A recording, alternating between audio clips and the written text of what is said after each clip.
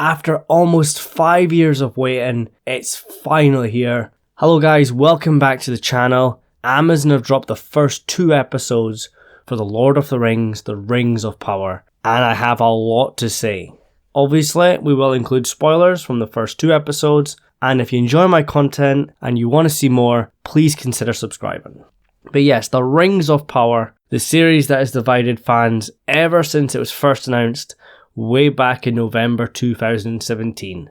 If I'm being honest, I haven't liked everything we've seen in the trailer so far, but I've always stuck to my principle of waiting to see the actual episodes first before I judge it. Having done that, I can say there's a lot I do like, and there's a lot I didn't.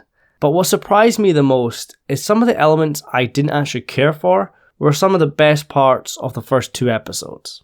Obviously, it looks good. With the amount of money Amazon are putting up, you expect nothing but the best. But of course, money does not equal quality, but it sure helps. So I thought all the visuals were great, the sets, the CGI, but what concerned me the most was the story. It doesn't take $1 billion to write a good story, and some of what they wrote was pretty good, whilst other parts, not so much.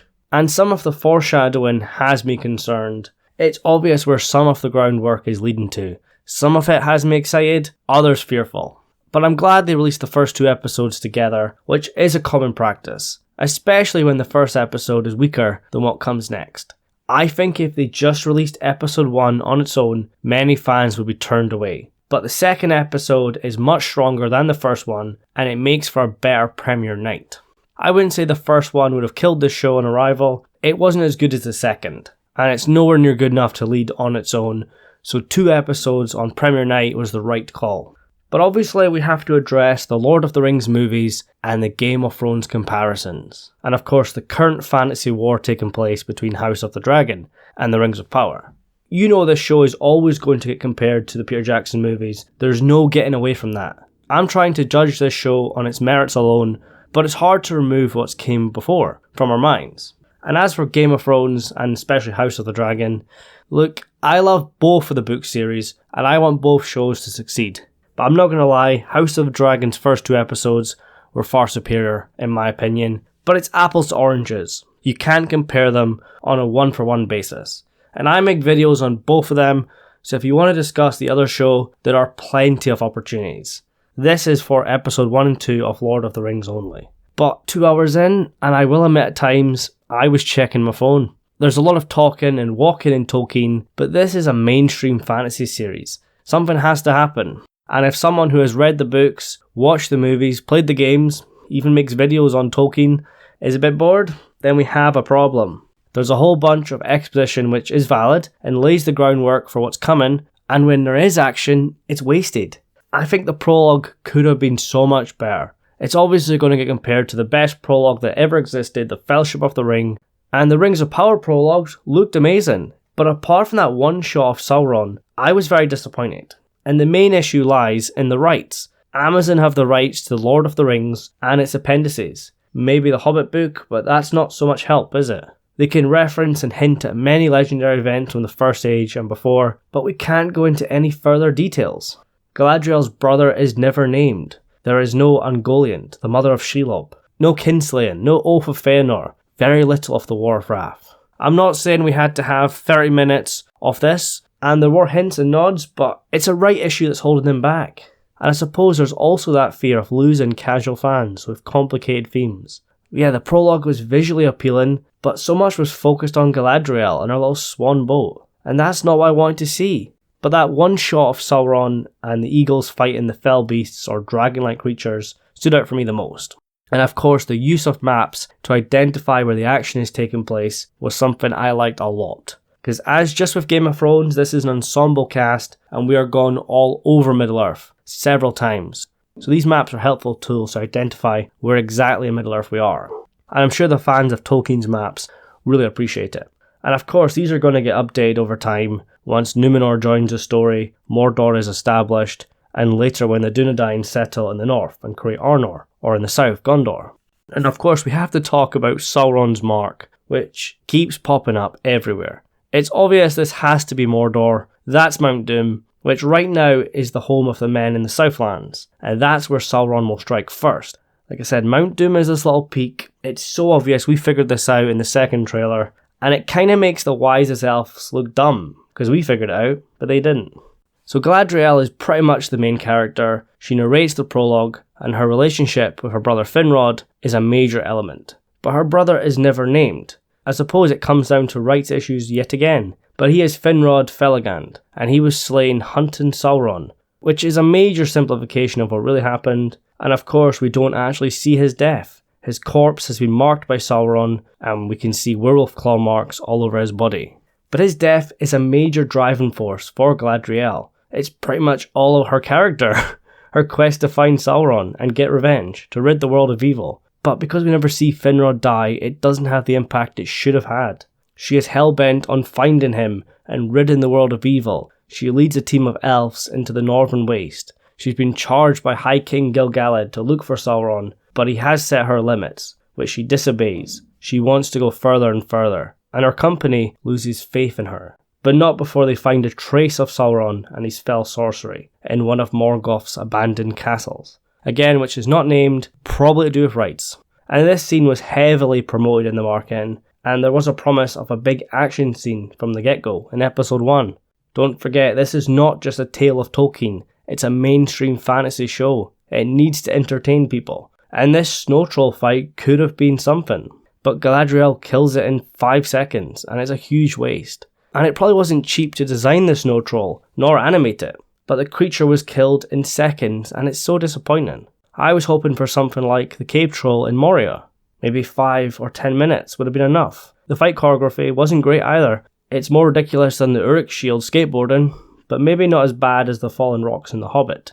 But it still wasn't great. And I was hoping for something with a horror vibe, with the snow trolls stalking the elves in the dark, kind of like a Michael Myers chase scene. But it was such a missed opportunity to showcase the dangers of this mission and how great these warriors are. And it was also a perfect opportunity for a little elven magic to reveal the door and the mark. But I guess a big punch and some water will do the trick. And I think apart from Gil-galad, the elves haven't been portrayed well, in making them feel eternal and not just humans with pointy ears. So yeah, this is when Galadriel's company quits on her, so they return to Lindon, the capital of the Noldor in Middle-earth. The seat of High King Gil-galad, who was in my top 3 characters, but I wasn't a fan.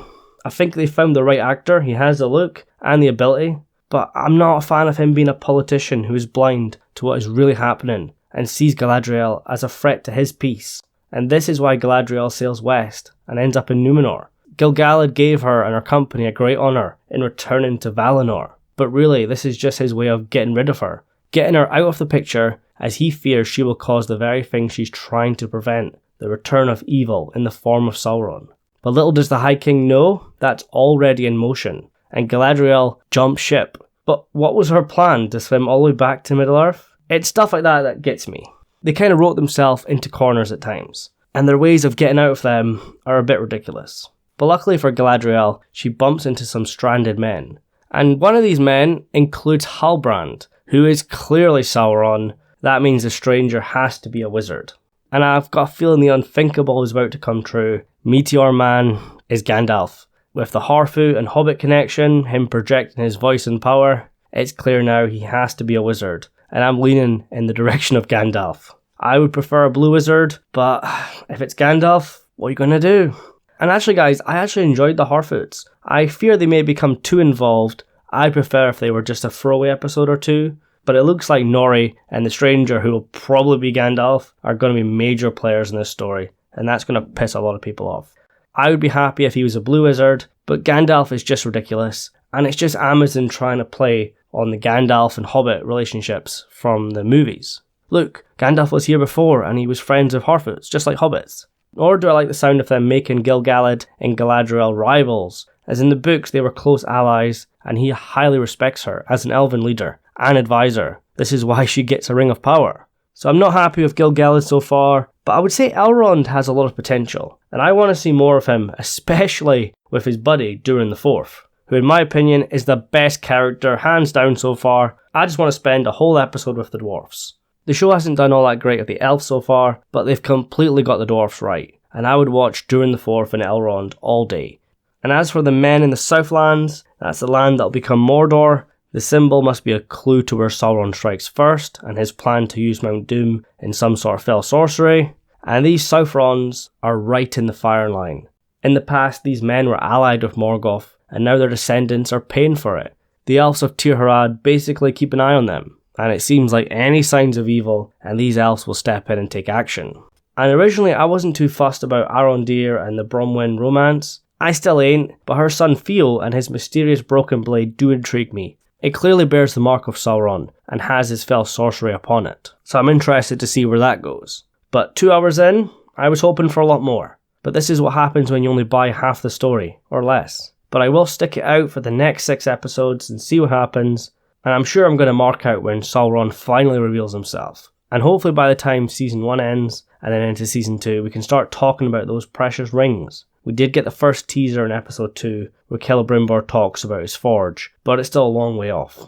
We still have to see Numenor, the Balrog, Sauron, and so much more. I'm hoping it starts picking up now, but from the first 2 episodes, I'm a bit disappointed. These episodes were not quite what I hoped for, but they were nowhere near as bad as many were declaring. It's definitely a slow burn, as many people have said, 2 hours of setup, but really, not much has happened. Mixed feelings, but I'm hoping it picks up from here, because I think there are good elements in there, they're just kind of muddled at the moment. But guys, make sure you post your thoughts on The Lord of the Rings, The Rings of Power, Episode 1 and 2. Of course, I will continue to do episode reviews every week. I've been at this since 2017, I ain't going to stop now, so there's plenty more videos coming, and we're also continuing to do House of the Dragon and so much more. If you want to get them videos, please consider subscribing. So yeah guys, thank you so much for watching, and I'll see you soon.